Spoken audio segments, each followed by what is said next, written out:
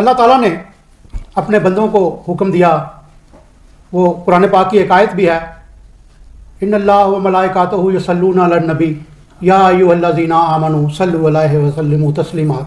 यानी अल्लाह ताला खुद भी अपने महबूब पर दुरूद व सलाम भेजता है और अपने बंदों को भी जो ईमान लाए हुक्म दिया गया है कि आप पर दुरूद व सलाम भेजें। दुरूद व सलाम की मुख्तलिफ जहतें हैं और हमारे इस खित्ते में नात एक पूरा हैयत इख्तियार कर गई है, नात का एक रंग बन गया है। हमारे मुख्तलिफ महाफिल में, मुख्तलिफ ख़ास तौर पर मजहबी महाफिल में नात गोई और नात खानी का सिलसिला ज़रूर चलता रहता है। इस सिलसिले में नात आप लोगों ने इस खित्ते की, हम सिर्फ अगर पाकिस्तान या बर सगीर की बात करें तो उसमें आपने हज़रत मौलाना अहमद रज़ा बरेलवी की नात भी सुनी होगी, आपने अहमद नदीम कासमी की नात भी सुनी होगी, हफीज़ तायब की नात भी सुनी होगी, आपने आज़म चिश्ती की नात भी सुनी होगी, अदीब रायपुरी की नात भी सुनी होगी। ये सब लोग खुद नात लिखते भी थे। इनमें से कुछ लोग मुज़फ़्फ़र वासी जैसे खुद नात पढ़ते भी थे, कबीर रहमानी जैसे लोग भी खुद नात पढ़ते थे, आज़म चिश्ती जैसे लोग खुद नात पढ़ते थे। लेकिन अब मामला कहीं से कहीं निकल गया है। नात खां हजरात को बाज़ तो ये मालूम ही नहीं होता कि ये नात किस शायर की लिखी हुई है और ये किस माहौल के मुताबिक लिखी गई है। आजकल एक नया ट्रेंड भी चल गया दफ के नाम पे, और एक ये पीछे से इको देने का तरीका भी चल गया, जिससे नात खानी का जो अल्लाह ताला का हुक्म है, मेरा ख्याल है कि वो नात खानी का हुक्म मजरूह होता है, उसका वो अदब नहीं रहता।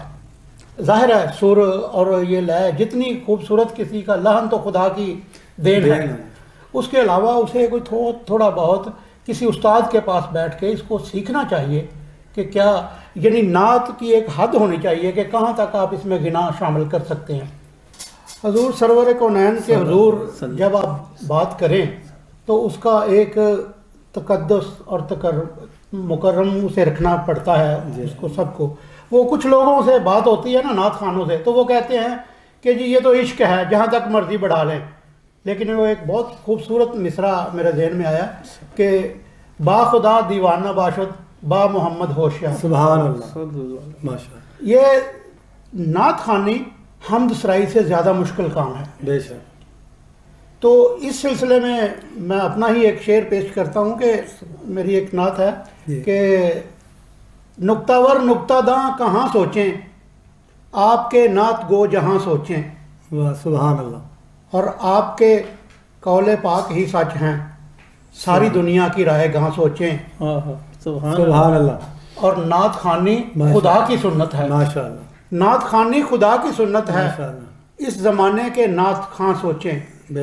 कतील शिफाई ने कहा था, दुनिया में एहतराम के काबिल हैं जितने लोग, मैं सबको मानता हूँ मगर मुस्तफ़ा के बाद। माशाअल्लाह। नात का ये खूबसूरत शेर कतील शिफाई का है, जिन्होंने दर्जनों नहीं सैकड़ों फिल्मी गीत लिखे।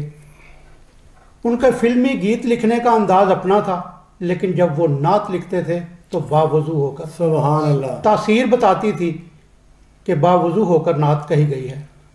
इसी तरह नात खां हजरात से भी बार बार दरख्वास्त की जाती है कि वो जब नात खानी करें तो सुनने वालों पर वजद तारी हो।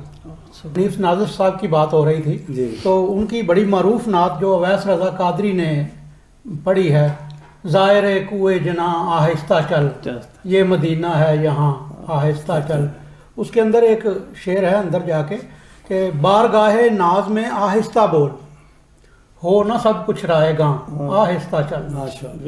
तो जिस बारगाह में आहिस्ता बोलने का हुक्म हो, बाकायदा ये हुक्म है, ये एक आयत की तशरीह है कि जिसमें कहा गया है कि अगर आपने उस दरबार में ऊंची आवाज़ में गुफ्तगू की तो सब कुछ रायगा कर दिया जाएगा, आपका सब कुछ रायगा कर दिया जाएगा।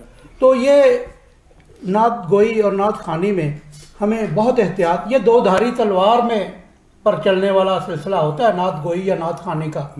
अगर आप एक कदम आगे बढ़े तो आप शिरक की हद में चले जाएंगे, और अगर आप एक कदम पीछे रह गए तो आपने हक अदा नहीं किया। अल्लाह अकबर। बेशक। इसलिए ये बहुत मोहतरम और मुकद्दस रुतबा अल्लाह ताला की तरफ से मिलता है نعت گو کو بھی اور نعت خواں کو بھی، اسے چاہیے کہ وہ اس کو سمجھے اور اس پر عمل کرے اور اس کے مطابق. یہ دنیا میں واہ واہ کروانے سے کچھ نہیں ہے.